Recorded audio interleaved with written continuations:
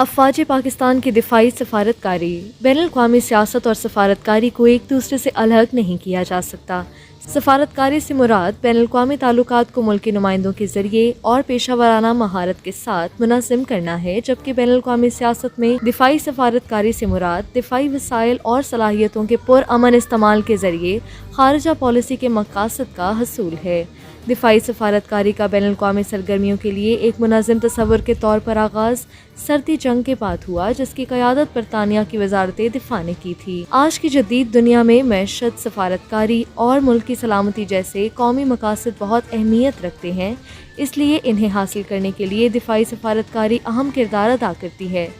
अगर गौर किया जाए तो ये नतीजा अख़ज़ किया जा सकता है कि रियासत की सॉफ्ट पावर के अहदाफ हासिल के लिए मईशत, सफारतकारी और मुल्क की सलामती के तीनों अवामिल एक दूसरे पर असरअंदाज भी होते हैं और एक दूसरे पर इन्हसार भी करते हैं। दौरे हाजिर की दिफाई सफारतकारी के हवाले से देखा जाए तो फ़ौज का किरदार रिवायती हार्ड पावर से आगे बढ़ता है और इन्हें कौमी पॉलिसी के मक़ासद के हसूल के लिए की जाने वाली कौमी कोशिशों की तकमील में अहम मददगार अंसर बनाता है। पाकिस्तान के हवाले से दिफाई सफारतकारी का जायज़ा लिया जाए तो पाक अफ़वाज ने कई कामयाबियाँ हासिल की हैं और कौमी मक़ासद के हसूल की जद्दोजहद में अपनी ज़िम्मेदारी खुश असलूबी से निभाई है, जिसे सराहना बहुत ज़रूरी है। पाकिस्तान और चीन के दरमियान मिसाली ताल्लुकात कायम हैं और खित्ते की मजमूई सूरत हाल में इन ताल्लुकात की अहमियत दो चंद हो गई है। दोनों ममालिक के माबैन पाक चीन joint military cooperation committee PCJ MCC एक अहम प्लेटफॉर्म कायम किया गया है, जो दोनों ममालिक के दरमियान दिफाई सफारतकारी के ज़रिए मुश्तरका कौमी अहदाफ के लिए दो तरफ़ा ताउन और शराकत दारी के मौक़े तलाश करता है। इसी सिलसिले में हाल ही में पाकिस्तान के army chief general Qamar Javed Bajwa की सरबराही में सीनियर फ़ौजी हुक्काम और तीनों सर्विसेज के अफसरान पर मुश्तमिल एक वफ़द ने चीन का दौरा किया। इस दौरे ने पाक फ़ौज के मीडिया विंग की जानिब से एक बयान भी जारी किया, जिसमें पाकिस्तान और चीन ने मुश्किल वक्त में अपनी स्ट्रेटेजिक शराकत दारी को जारी रखने का आदा किया और बाहमी दिलचस्पी के अमूर पर अपने अपने नुक्ता नज़र पर बाकायदा तबादला ख्याल जारी रखने पर भी इत्तफाक किया।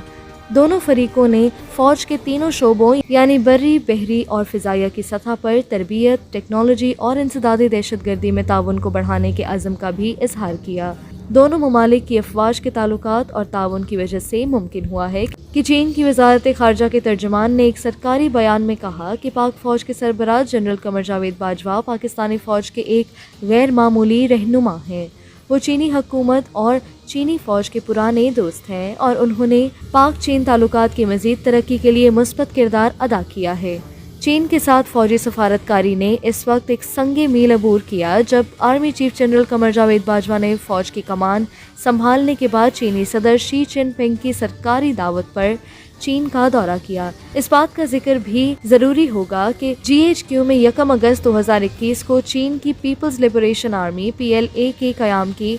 94वीं सालगिरह मनाई गई। इस मौके पर मुनाकिद की जाने वाली बेमिसाल तकरीब दोनों ममालिक के बाहमी दोस्ताना ताल्लुकात और दिफाई सफारतकारी के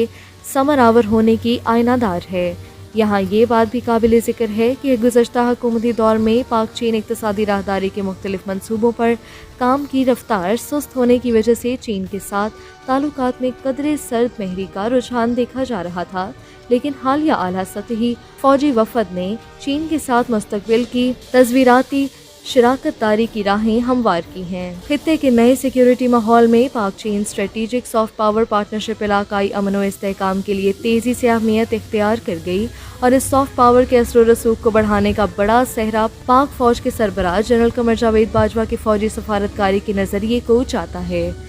पाकिस्तान की रियासत और इसकी जोग्राफियाई अहमियत को मद्देनज़र रखते हुए ये कहना मुनासिब होगा कि इसकी दिफाई सफारतकारी के फार्मूले ने बैरूनी ममालिक के साथ ताल्लुकात को मजबूत बनाने में मौसर किरदार अदा किया है। अमरीका, रूस, चीन, तुर्की, मशरकी वस्ता और वस्ती एशियाई रियासतों के साथ मुश्तरका और दो तरफ़ा फ़ौजी मशकों ने इनके बाहमी ताल्लुकात को बेहतर बनाया है। अलावा अज़े मुल्क के इक़्तिसादी, फ़ौजी और सफारती मकासद के हसूल की राहें भी हमवार की हैं। पाकिस्तान की फ़ौजी क़यादत ने दिफाई सफारतकारी के सिलसिले में सऊदी अरब, ईरान, मुत्तहिदा अरब अमारात, चीन और दीगर कई ममालिक के दौरों के ज़रिए कौमी मकासद के हसूल में काबिल तहसीन कामयाबियाँ समेटी हैं। انہی کامیابیوں کا ثمر ہے کہ پاکستان کی دفاعی سفارتکاری نے بنیادی طور پر ملک کی معیشت کو استحکام دینے کے ساتھ ساتھ قومی مقاصد کے حصول میں ریاستی اداروں کو بھی مضبوط کیا ہے۔ پاک افواج کی دیگر اہم کامیابیوں کا جائزہ لیا جائے تو دہشت گردی کے خلاف جنگ میں کامیابی اور داخلی سلامتی کی مجموعی بہتری قابل رشک اور دوسروں کے لیے ایک مثال ہے جنہیں کسی صورت نظر انداز نہیں کیا جا سکتا۔ امن عامہ کی بہتری ملک کے عوام کی زندگی میں خوشگوار تبدیلی لا کر ان کے لیے ترقی اور خوشحالی کے مواقع ہی فراہم نہیں کرتی، بلکہ اس کے ساتھ ساتھ یہ بیرونی سرمایہ کاری کو محفوظ ماحول بھی فراہم کرتی ہے جس میں وہ اعتماد کے ساتھ اپنے سرمایے کو مختلف منصوبوں میں لگاتے ہیں اور ملک میں ترقی و خوشحالی کے امکانات بڑھ جاتے ہیں۔ اسی طرح سیاحت کے لیے بھی امن عامہ کی بہتر صورتحال ایک بنیادی شرط ہے۔ اس اعتبار سے دیکھا جائے تو پاکستان میں مجموعی امن عامہ کی بہتر صورتحال نے غیر ملکی سرمایہ کاری کی حوصلہ افزائی کی ہے اور سیاحت کے شعبے میں بھی پیش رفت دیکھی جا سکتی ہے، جس کے لیے پاک افواج کی کوششوں اور قربانیوں کو سراہنے کی ضرورت ہے۔ پاکستان میں نئے ڈیموں کی تعمیر جہاں پانی کی ذخیرہ کرنے کے لیے ضروری ہے، وہیں توانائی کی ضروریات پوری کرنے کے لیے بھی ان کی جلد تکمیل ملکی ترقی کے لیے ضروری ہے۔ افواج پاکستان کی مزید کامیابیوں کا جائزہ لیا جائے تو اس کے ایک اہم ادارے فرنٹیئر ورکس آرگنائزیشن FWO نے انتہائی کم لاگت میں ڈیموں کی تعمیر کے کام میں کلیدی کردار ادا کیا ہے۔ اسی طرح چمارنگ کوئلے کی کانوں کو تحفظ فراہم کرنے میں پاک فوج کی خدمات ناقابل فراموش ہیں۔ پاک چین اقتصادی راہداری کو پاکستان اور خطے کے لیے گیم چینجر قرار دیا گیا ہے۔ اس راہداری کے راستوں کی حفاظت کے لیے پاک افواج نے خصوصی اقدامات کیے ہیں۔ اس راہداری کی سڑکوں کے بنیادی ڈھانچے کو ترقی دینے کے منصوبوں کو پایۂ تکمیل تک پہنچانے میں معاونت کی ہے، جس کی وجہ سے ملک کو اقتصادی فائدہ ہوا ہے۔ سکھوں کے کئی اہم مذہبی مقامات پاکستان میں ہیں، جن میں کرتارپور میں موجود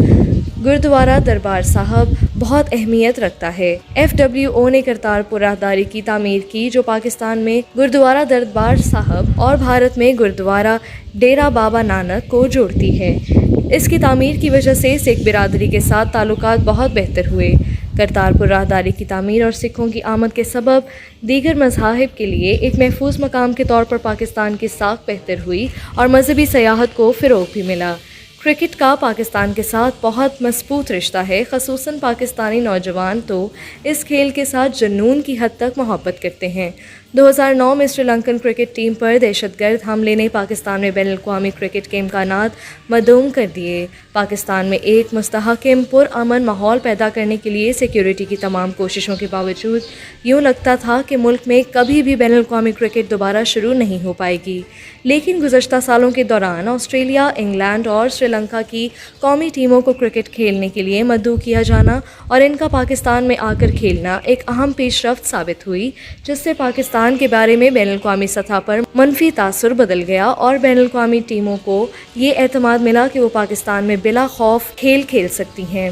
یہ کہنا بجا ہوگا کہ فعال دفاعی سفارتکاری نے ملک میں بین الاقوامی کرکٹ کی واپسی کی راہ ہموار کی۔ خطے کی صورتحال کے تناظر میں دیکھا جائے تو پاکستان کی فوجی سفارتکاری کو اس سطح پر بھی تسلیم کیا گیا ہے کہ پاکستان کا امن و استحکام ہمیشہ افغانستان میں امن و استحکام کے ساتھ وابستہ رہا ہے۔ افغان امن عمل میں افواج پاکستان کے کردار کو مغربی دنیا نے تسلیم کیا ہے۔ اس سلسلے میں افغانستان کے لیے امریکہ کے خصوصی ایلچی زلمے خلیل زاد نے پاکستان کے چیف آف آرمی اسٹاف کو اپنے اعتراضات پیش کی جو پاک افواج کی دفاعی سفارتکاری کی کامیابی کا ثبوت پیش کرتے ہیں۔ عصری تقاضوں کے پس منظر میں دیکھا جائے تو پاکستان کی دفاعی سفارتکاری پہلے سے کہیں زیادہ اہمیت اختیار کر چکی ہے، کیونکہ افواج پاکستان کی سافٹ پاور استعمال کرنے کی حکمت عملی نے قومی اور بین الاقوامی مکالمے میں قابل قدر حصہ ڈالا ہے اور یہ سلسلہ جاری و ساری ہے۔